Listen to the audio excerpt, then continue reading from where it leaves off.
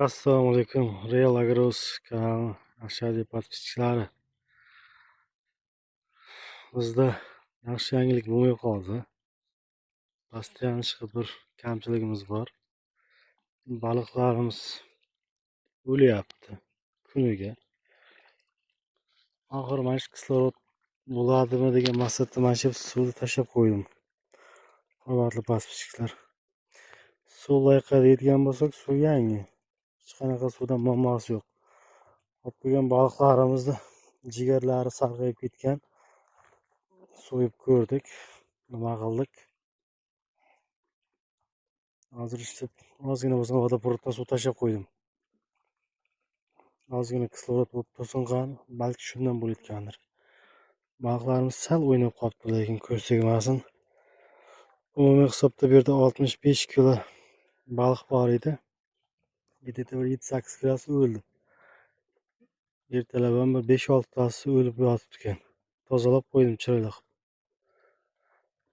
Taysonda gapi to'g'rimi deyman, akalar hamma o'zini ishini qilgani ma'qul degan.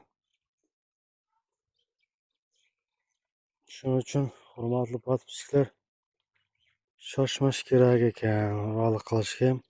So'rab surishtirib, sog'lommi balig'ing, garantiya berasanmi deb olish kerak ekan. Menga qilib chopib, bilar bilmas internetda ko'rgan narsalaringizga ishonib ketavermangizlar. Bo'lmasa menga qilib yeb qolasizlar. Mana ko'rib turgan baliq kasal bo'ladi. Hurmatli podpischiklar, qarangizlar. Kasal mana 100% kasal mana shu. Chiqarib tashlash kerak, uni tozalash kerak. O'zi kasal baliq mana shunday bilinaveradi. Chekkalaydi. Hozir ko'ramiz yana kasal emasligini. Mana shu baliq 100% kasal bo'ladi. Hozir chiqarib tashlaymiz, buni ham tozalab qo'yamiz.